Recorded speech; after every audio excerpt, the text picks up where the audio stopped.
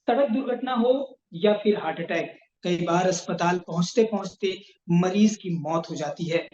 लेकिन अगर critical care से जुड़ी जानकारी हमारे पास हो, तो ऐसे में मरीजों की जान को बचाया जा सकता है। नमस्कार, नवभारत की ओपीडी में आपका स्वागत है। मैं हूं अनिल सिंह और आज की इस वीडियो में हम क्रिटिकल केयर विषय पर चर्चा करने जा रहे हैं और इस चर्चा पर बातचीत करने के लिए हमारे साथ विशेषज्ञ के तौर पर मौजूद हैं डॉक्टर भरत। डॉक्टर भरत, बहुत-बहुत स्वागत है आपका नवभारत की ओपीडी में। शुक्रिया, थैंक यू वेरी मच। तो इस चर्चा की शुरुआत हम इसी सवाल से करेंगे कि क्रिटिकल केयर आखिर होता क्या है और इसकी ज़रूरत कब पड़ती है? तो क्रिटिकल केयर जैसे नाम में उपलब्ध है, ये बेसिकली क्रिटिकल पेशेंट के लिए रहता है। तो पेशेंट की कंडीशन जब क्रिटिकल हो जाती है, जब हमें लगता है कि उसको क्रिटिकल मॉनिटरिंग की ज़रूरत है या उसको क्रिटिकल ट्रीटमेंट की ज़रूरत है। क्रिटिकल मॉनिटरिंग मतलब उसका हर मिनट पे, हर बीट पे हमको उसकी हार्ट रेट, हमको उसका ब्लड प्रेशर देखना है, उनका यूरिन आउटपुट देखना है, उनका कॉन्शियस लेवल देखना है, या उनको क्रिटिकल मैनेजमेंट मतलब उनको वेंटिलेटर की आवश्यकता है, उनको कंटिन्यूअस डायलिसिस की आवश्यकता है, उनका ब्लड प्रेशर कम है, इसके लिए जो हम वेसोप्रेसर्स बोलते हैं बीपी बढ़ाने की दवाई, वो उनको कंटिन्यूअस लग रही है, या बहुत ज्यादा बीपी है तो कम।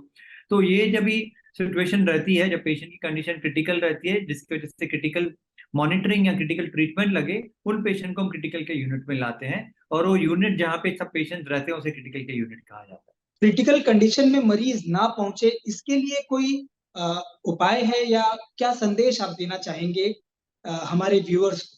तो हमेशा तो ऑब्वियसली पॉसिबल नहीं है ये चीज़, लेकिन हम कुछ हद तक बहुत चीज़ें प्रिवेंटिव मेजर्स लेके हम almost half the number of patient पे आ सकते हैं। तो क्रिटिकल केयर जैसे कहा जाता है, तो क्रिटिकल केयर क्रिटिकल चीज़ें मैनेज करता है, लेकिन वो एक की वजह से नहीं होती है। जैसे आप समझो, हार्ट अटैक पेशेंट भी क्रिटिकल केयर होता है, ब्रेन ट्यूमर पेशेंट भी क्रिटिकल केयर रहता है, brain haemorrhage patient critical care रहता है, एक्सीडेंट वाला पेशेंट, तो ये अलग-अलग बीमारी है, मलेरिया हो गया, डेंगू हो गया, ये पेशेंट भी क्रिटिकल केयर होते हैं। तो अलग-अलग बीमारियां हैं जो पेशेंट को क्रिटिकल केयर में लाती हैं।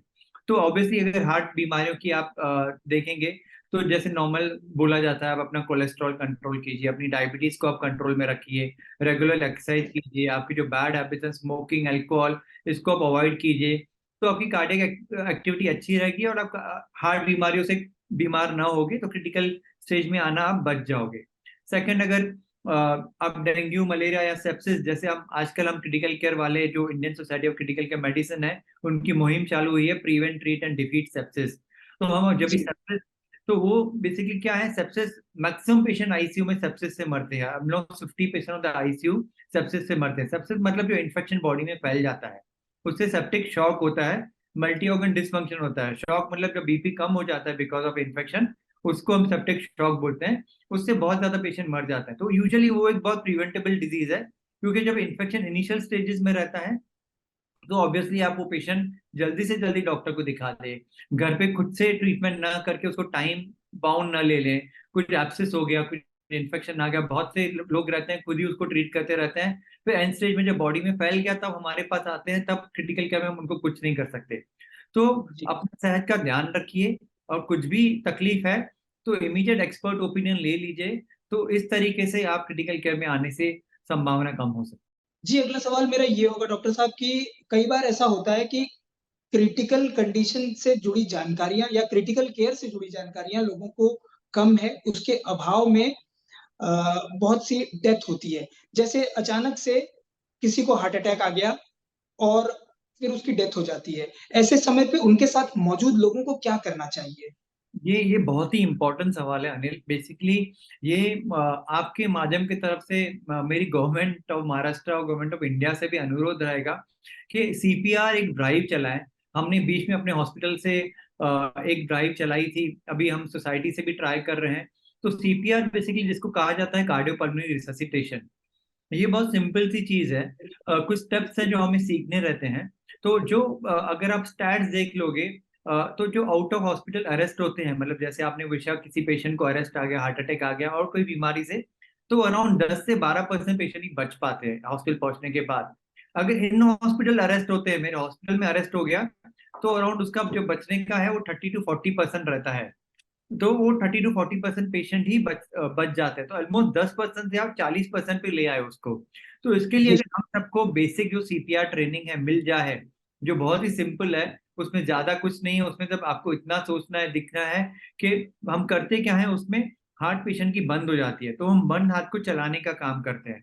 तो हार्ट जो पोजीशन रहता है, हमको वहां पोजीशन पे हाथ रख के एक फिक्स अमाउंट ऑफ डेप्थ से उसको दबाना रहता है, एक फिक्स रेट रहती है। फिर वो कितने स्पीड से चलना चाहिए, उसका साइकिल क्या होना चाहिए, ब्रीदिंग, रेस्क्यू ब्रीदिंग्स देने हैं, कितने देर में देने हैं और कैसे देने हैं, ये बहुत सिंपल सी चीज है, कोई डिफिकल्ट नहीं है, कोई आम आदमी भी इसको सीख सकता है। लेकिन इससे जो सर्वाइवल चांसेस है वो आप इमीडिएटली डबल कर सकते हो पेशेंट का।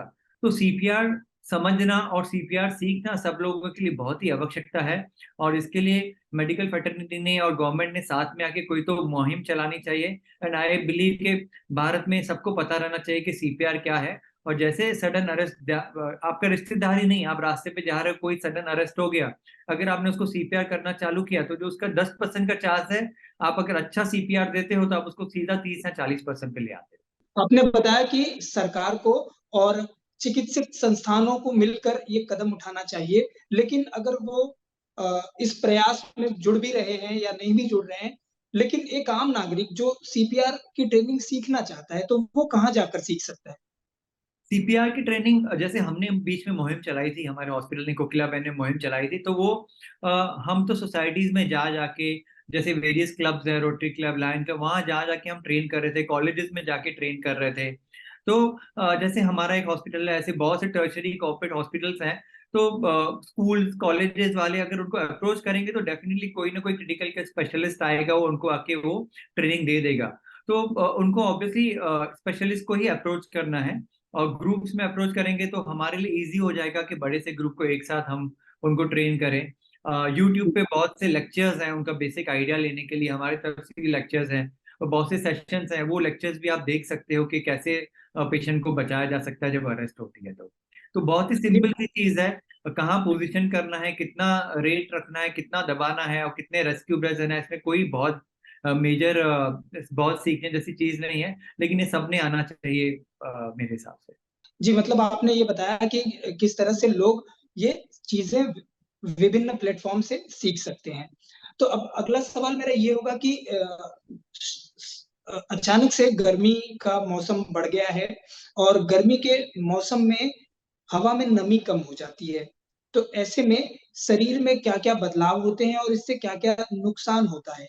तो हवा में जो नमी कम हो जाती है, जिसको हम टेक्निकल टर्म में ह्यूमिडिटी बोलते हैं इंग्लिश में, तो बेसिकली जब नमी जब रहती है ज्यादा तो हमें तकलीफ देती है, कंफर्ट जाता है क्योंकि पसीना ज्यादा आता है, लेकिन वो हमारे लिए प्रोटेक्शन है। मैं अगर बाहर गया तो बहुत धूप है, तो वो जो पसीना आता है वो बॉडी को ठंडा रखने की कोशिश करता है, तो बॉडी बहुत तरीके से अपना टेम्परेचर लूज कंट्रोल करती है। उसका एक तरीका है स्वेटिंग। तो जब नमी कम हो जाती है हवा में तो ऑब्वियसली स्वेटिंग की टेंडेंसी कम हो जाती है, तो बॉडी का एक जो मैकेनिज्म है टेम्परेचर कंट्रोल करने का वो चला गया, तो बॉडी अपने आप को ठंडी नहीं कर पा रही। तो बियॉन्ड सर्टेन टेम्परेचर, जिसको हम हीट स्ट्रोक बोलते हैं, 40 डिग्री 40 डिग्री सेल्सियस से अगर बॉडी की मैकेनिज्म चली गई बाहर, तो बॉडी अपना टेम्परेचर कंट्रोल नहीं कर पाती है। वो सिचुएशन में बहुत ज्यादा गर्मी होने की वजह से हार्ट पे, ब्रेन पे, बॉडी के मेजर ऑर्गन्स पे प्रेशर आता है और वो फंक्शन करना कम कर देते हैं और क्रिटिकल स्टेज में डेथ भी हो जाती है। तो इसको हम हीट स्ट्रोक कहते हैं टेक्निकल टर्म में। बचने के लिए ऑब्वियसली हमें जब जरूरी हो तो ही आप बाहर जाइए, आप कैप पहन के जाइए। बहुत ज्यादा गर्मी है तो आप अपने मेजर वेसल्स के अराउंड, अपने अपने नेक के अराउंड एक ठंडा सा रुमाल रख के वहां पे आप लैप कर सकते हो। बहुत अच्छे से पानी पीजिए, खुद को हाइड्रेट कीजिए आप। अगर कंटिन्यूस, मेजर इशू डिहाइड्रेशन भी रहता है ये चीज में, अगर आप कंटिन्यूस खुद को हाइड्रेट करते रहेंगे तो वो अच्छा रहेगा। जो सनस्क्रीन लोशंस आते हैं उनका इस्तेमाल कीजिए। बीच में जहां भी आपको शेड मिल गया, धूप में खड़े हैं तो प्रिफरेबली आप शेड के अंदर खड़े रहिए, जस्ट जबरदस्ती धूप में मत खड़े रहिए। तो ये सब जी। चीजें हम करके खुद को प्रिवेंट कर सकते हैं। मोस्ट इंपॉर्टेंट मुझे कहा जाना है तो पानी पीना बहुत इंपॉर्टेंट है, खुद के शरीर को कैप वगैरह से कवर करना बहुत इंपॉर्टेंट है। जी, क्रिटिकल केयर से जुड़ी जब बात हो रही है, तो वेंटिलेशन पर हम ज़रूर बात करना चाहेंगे। वेंटिलेशन के बारे में लोगों में ये भ्रम भी है कि वेंटिलेशन या वेंटिलेटर पे जब मरीज़ चला जाता है, तो डेथ तय मानी जाती है। तो इसके बारे में आप क्या कहेंगे या लोगों को क्या बताना चाहेंगे? ये बहुत ही बड़ा भ्रम है, हम भी देखते हैं कि जैसे ही पेशेंट वेंटिलेटर पे जाता है लोगों को लगता है कि पेशेंट मर चुका है, जस्ट डॉक्टर उसको ऐसे ही खींच रहे हैं या ये मरने वाला है, अब ये आएगा नहीं। मतलब आपको मैं बता देता हूँ, अगर आप फिगर्स देखोगे या आप चौंक जाओगे। मोर देन 90% पेशेंट जो वेंटिलेटर पे रहते हैं वो बच जाते हैं, सिर्फ 10% ही डेथ होती है। तो 90% पेशेंट, 100 में से 90 पेशेंट वेंटिलेटर से निकल आते हैं बाहर, 10% की डेथ होती है, कुछ स्पेसिफिक डिजीज में होती है। और वेंटिलेटर का यूज बहुत अलग अलग तरीकों से होता है। जैसे कोई पेशेंट की सिंपल सर्जरी हुई है, तो सर्जरी के टाइम हम उनको वेंटिलेटर पे डालते हैं क्योंकि एनेस्थीसिया रहती है। पोस्ट सर्जरी वो पेशेंट को अगर लॉन्गर टर्म एनेस्थीसिया से आने से बाहर लगता है या कुछ चीजों की वजह से हमको उनको सुलाना रहता है, तो वो पेशेंट वेंटिलेटर पे रहते हैं। उन बीमारियों में सांस लेने में तकलीफ हो जाती है, तो वो पेशेंट वेंटिलेटर पे आ जाते हैं। तो वेंटिलेटर अलग अलग रीजन की वजह से आता है, और वेंटिलेटर एक सपोर्ट थेरेपी है, क्योंकि आप बॉडी में आप अच्छे से आइदर, या तो मुझे आपको रिलैक्स करवाना है फॉर सम रीजन, मैंने आपको सेडेट किया हुआ है, या तो आपका लंग इतने स्ट्रांग नहीं हो आपको सपोर्ट कर पा रहे हैं, तो वेंटिलेटर आपको एक सपोर्ट दे रहा है। और हम नॉर्मल बीमारी के लिए वेट करते हैं कि बीमारी ठीक हो जाए, फिर हम वो पेशेंट का वेंटिलेटर सपोर्ट कम करते हैं। देश में क्रिटिकल केयर को लेकर जागरूकता की कमी है, जिसकी वजह से मरीज अस्पताल पहुंचने से पहले दम तोड़ देते हैं। तो ऐसे में आप हमारे व्यूअर्स को क्या संदेश देना चाहेंगे? देश में क्रिटिकल केयर और क्रिटिकल केयर स्पेशलिस्ट को भी लोग नहीं पहचानते हैं, जो हम इंटेंसिव कहते हैं, जो इंटेंसिव केयर को मैनेज करते हैं। आप देखोगे अगर कोविड में किसी ने मुहिम संभाली तो क्रिटिकल केयर स्पेशलिस्ट थे, क्योंकि बीमारी की अलग अलग चीजें थी। तो नॉर्मल ऑक्सीजन लग रहा था, पेशेंट वेंटिलेटर पे, लेकिन हम कहाँ पे घबरा रहे थे, जहाँ पेशेंट वेंटिलेटर पे जा रहा था, जहाँ पे, तो वो patient manage critical care specialist से किए गए थे। तो क्रिटिकल केयर स्पेशलिस्ट को जानना, जैसे हार्ट स्पेशलिस्ट रहते हैं, लंग स्पेशलिस्ट रहते हैं, वैसे क्रिटिकल केयर स्पेशलिस्ट भी रहते हैं, जो क्रिटिकल केयर डिपार्टमेंट देखते हैं। कौन सा भी पेशेंट आ जाए, प्राइमरी कंसल्ट तो रहता है।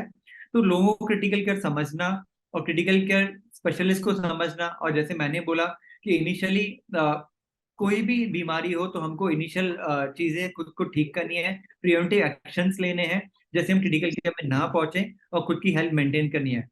और जी। क्रिटिकल केयर स्पेशलिस्ट को जाने, उनसे जाके मिलिए, तो आपको समझ में आएगा कि वो क्या है और एग्जैक्टली कैसे हैंडल होते हैं। और जो आपका भ्रम है कि वेंटिलेटर पे पेशेंट मर जाता है, जैसे मैंने आपको बताया 90% पेशेंट बच जाते हैं, may be more than that, तो ये आपके सब भ्रम चले जाएंगे। नवभारत की ओपीडी से जुड़ने के लिए और हमारे दर्शकों को बहुमूल्य जानकारी देने के लिए आपका बहुत-बहुत शुक्रिया। Thank you for having me, मुझे थैंक आपने यू। बुलाया, थैंक यू वेरी मच, शुक्रिया। तो आज का ये वीडियो क्रिटिकल केयर से जुड़ी जानकारी को लेकर था। अगले वीडियो में हम किसी और विषय के साथ फिर हाजिर होंगे। तब तक के लिए मुझे दीजिए इजाजत। नमस्कार।